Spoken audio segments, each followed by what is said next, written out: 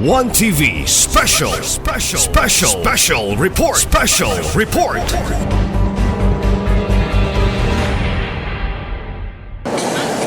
Sa tulong nito, maiibsan ang bigat ng inyong mga pasalin at magkakaroon ng ang lahat ng pagkakataon makabangon at makapagsimula ulit. Hindi ba ito ang huli naming pagbibigay ng pokrong dito sa Nueva dahil may mahigit sa 4,500 magsasaka na sa inyong lalawigan, aking nang makakatanggap dito ng malapit na bansaw, malapit na darating na panahon. Pangako ko yan ng ating magiting na kalihim ng reformang pansakaran. Pareho kami dahil bakay ninyo lang, binabati nyo ng happy birthday. Pero itong ating secretary Snella, birthday niya kahapon.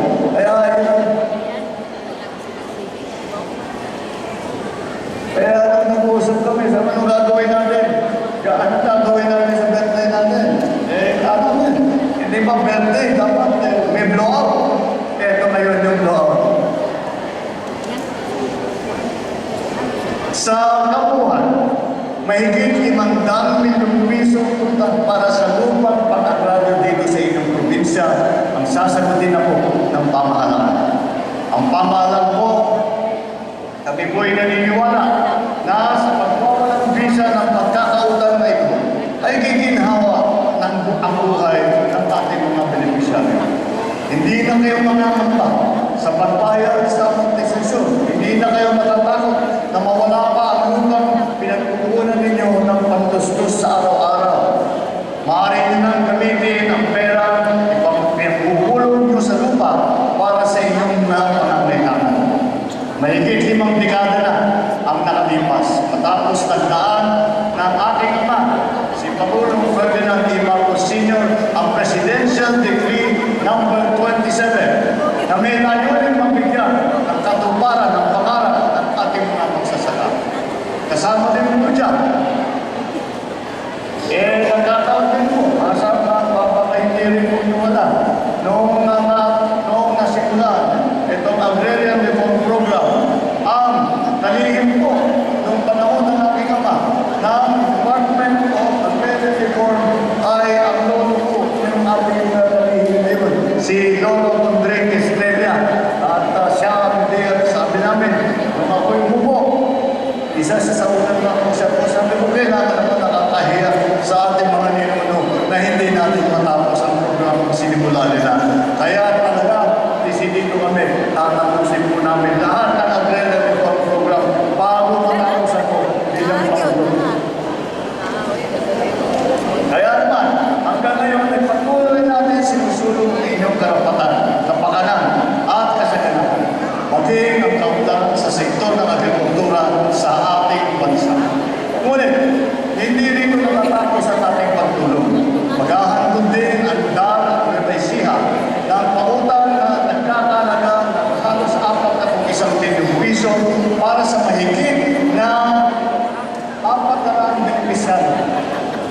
Kaysa ng Department of Agriculture, kasama na rin po ang DBP, ang Planters Products Incorporated, inclusan na po natin kanina laman sa Gimba, ang Agri-Puhunan at Pantawid Program. Sa ilalim ng programa nito, ang bawat magsasaka ay makakatanggap ng Interventions Monitoring Card o IMC. Ito, binigyan ako kanina dito sa bibigyan kayo ng ganito na card na magagamit sa pagbili ng bihi, ng puno at iba pang kagamitan sa pagsasaka mula sa mga accredited merchant. Napakasimple ng book na demonstration sila kanina. Meron pong makina para ATM.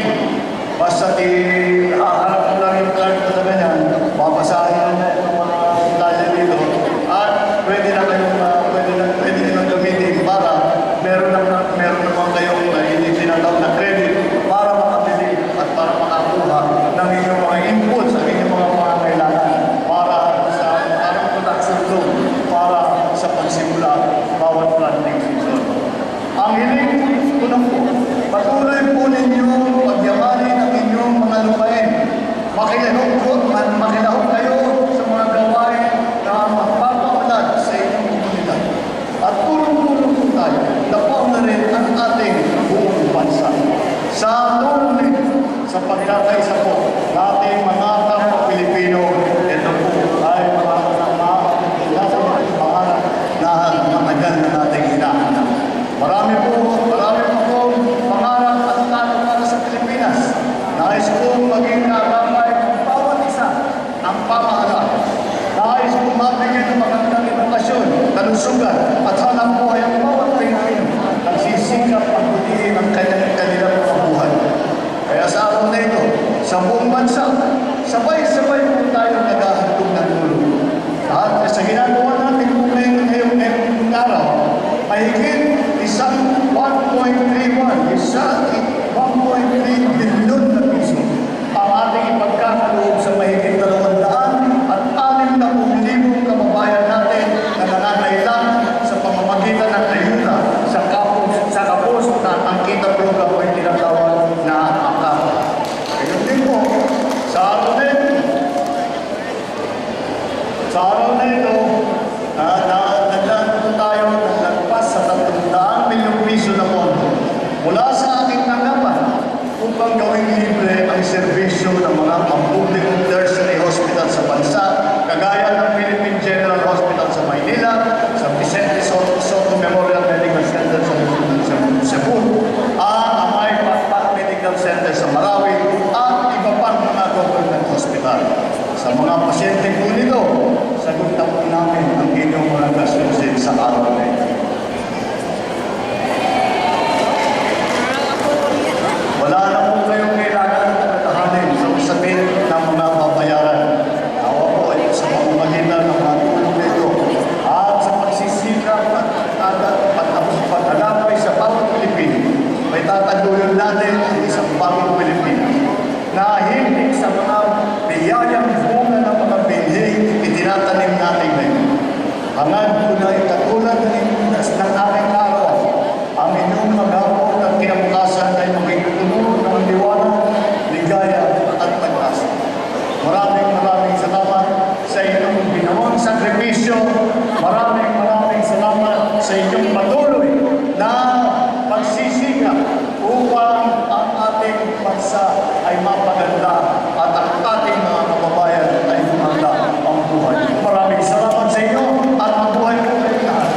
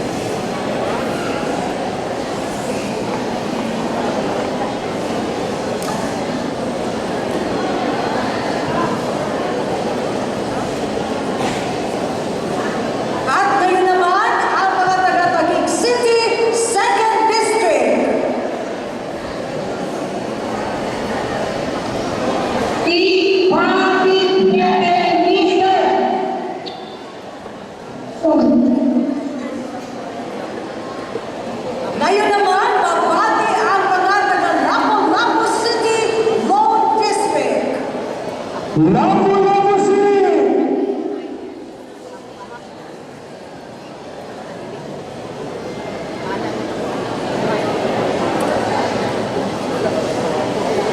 Tawagin naman natin ang South Cotabato 2nd District. Second District South Cotabato. Happy birthday, Mr. President! Bago naman po tayo sa Albay 2nd District.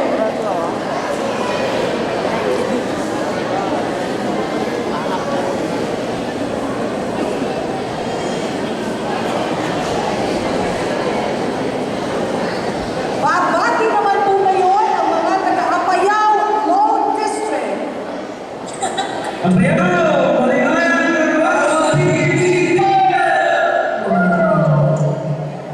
At bilang panghuli ang mga taga-Occidental Mindoro Lone District.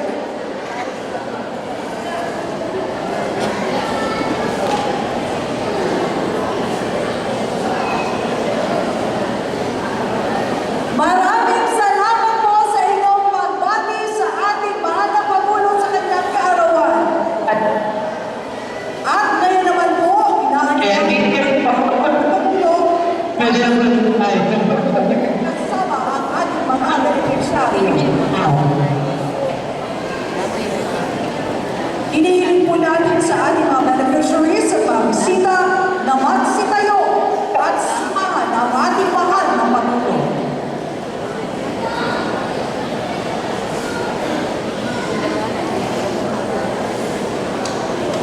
Okay, so while the picture taking ang Manila, wala siya, mangandang tanan kay naay ipaabot po yung mensahe na Ready! pinalala ng Gobernador Henry S. Wong, just a short message nga iyang ipaabot na itong tanan na nagtapot tinikan.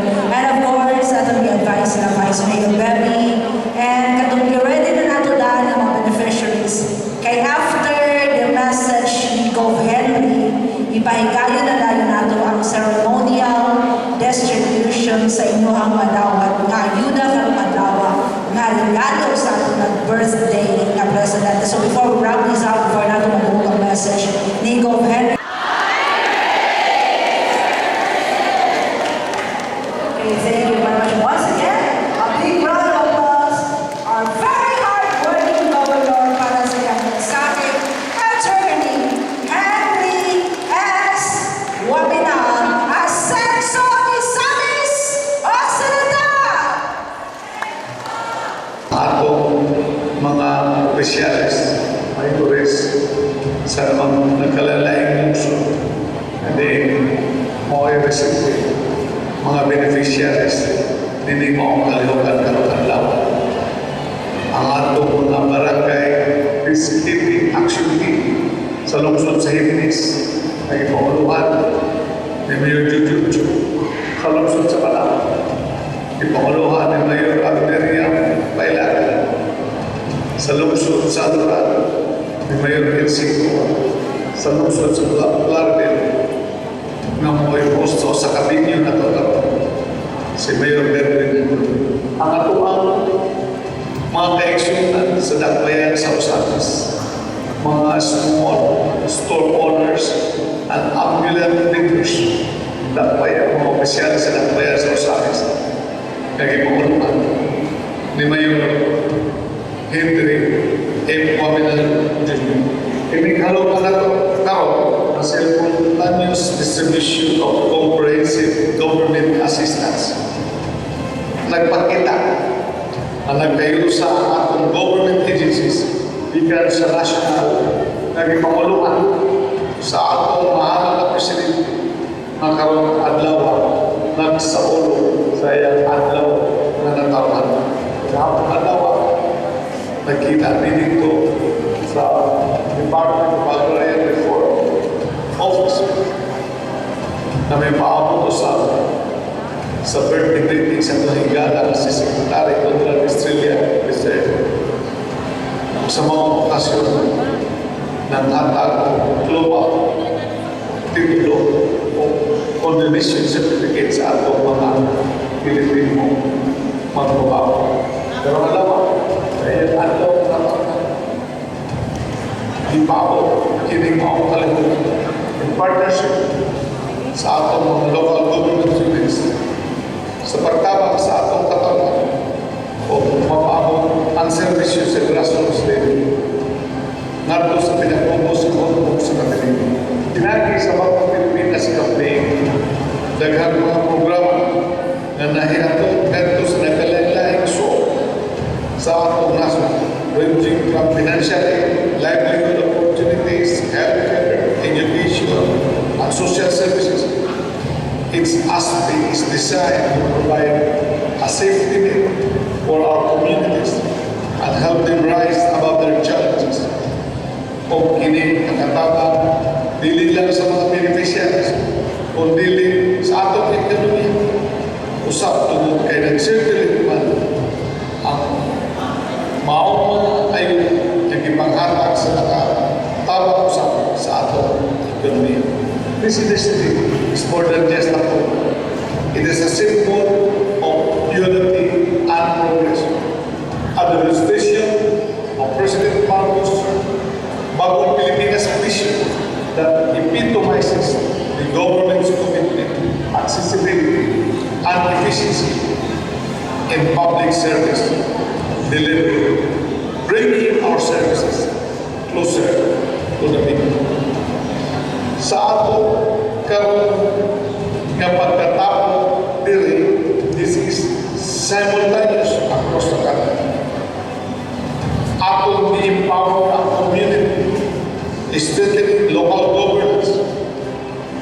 O gisiguro na wala yung sa kapilipin, wala yung sa kamisanista, is left behind as we pursue sustainable development.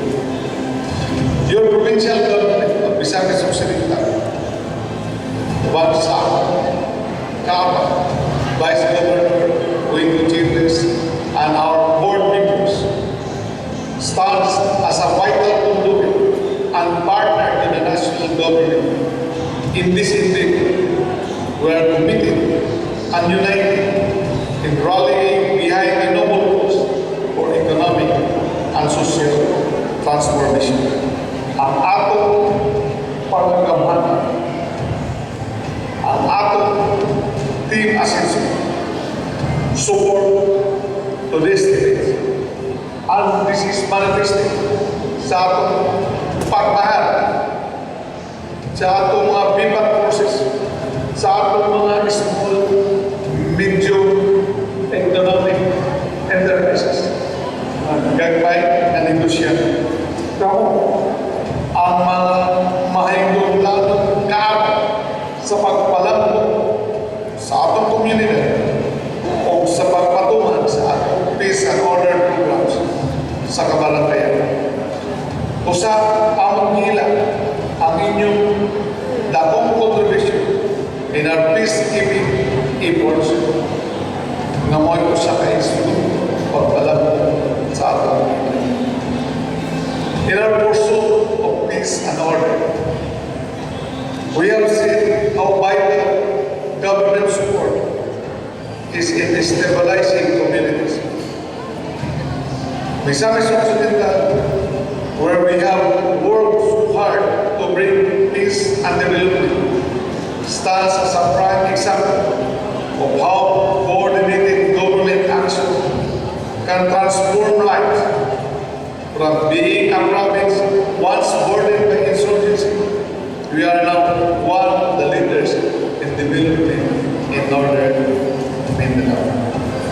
Kininahin mo posible tungkol sa kung panag-iusap ang collaboration sa atong mga BIPATs, sa atong mga barangay officials, sa atong mga gagawin ng mga negosyante. Therefore, karon na atong mga beneficiaries in this ayuda program play a significant role in bringing into reality the vision of Bagong Pilipinas and in our locality the vision of Ascenso Visayas Occidental. 5 M's Development Trust na sa ako ng ibalik-balik nga ang atong vision sa pag-asenso atong ipadugna dili lang sa kalambuan sa atong komunidad kundi ngadto sa pamuyong sa tao. This is our 5 M's Development Trust. Bisamos na magpuyong, malinaw, malambuon, o malipay. This mirrors the same principle as that of Pilipinas, where governance meets the real needs of the people and where national efforts are aligned with our local action. Ang kalampusan ng mga initiative mo lies not only on the government's hands, but also in the strength sa kalingkod sa ating panagkinabangay. Mga Bisayas, mga Pilipino. So I encourage everyone to take part of this transformative process, making the most of the opportunities that this assistance can provide. Ato pasalamat ang atong President Ferdinand Bongbong Marcos for his exceptional brand of leadership and for all the support he has extended to the Visayas. Ato agad usap ka malan kapalampang pagbati sa pag-celebrate sa iyang adlaw na nanawa.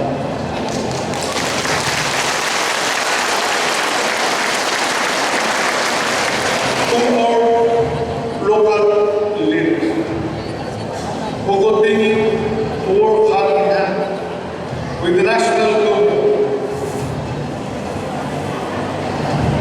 ngadto sa ato Speaker of the House, Speaker Martin Romualdez, na mao'y nag-allocate sa mga puno dito sa Kongreso. Your efforts are invaluable in making this vision a reality. And most important, sa kaubang Visayas, so this contribution of assistance is a symbol of our government's commitment to you, tungkol kay ang bagong Pilipinas at with asenso Visayas Occidental,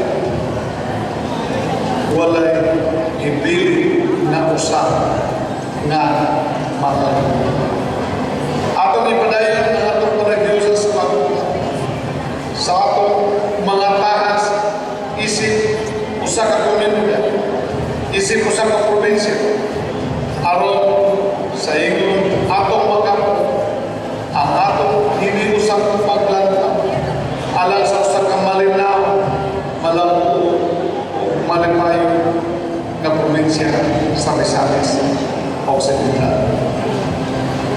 In days to come, ato na niya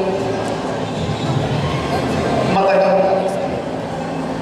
ini abri na sa Pangilinan Bridge na diin ato iimbita ang ato tinanggang Presidente Bongbong Marcos isip ato pinasidugna dinamit. Moving forward, by the month of November, we will be used to celebrate our 90th provincial anniversary celebration. Kinigtanan, ato ginabuhat again towards our mission of asenso Visayas Occidental. Daghang salamat.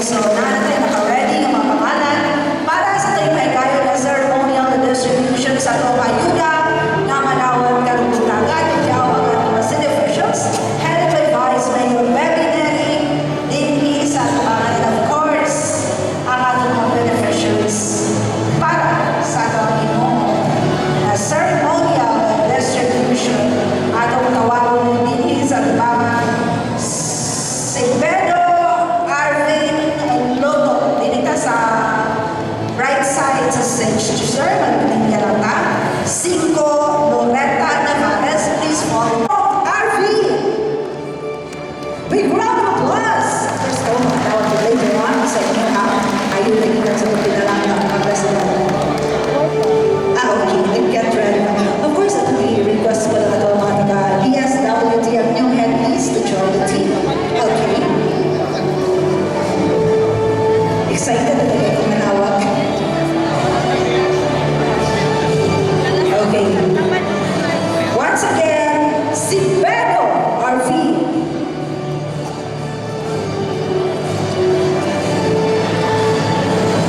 Opposed na kumain for photo opportunities. Gawan natin na sila official, sir. Okay. 5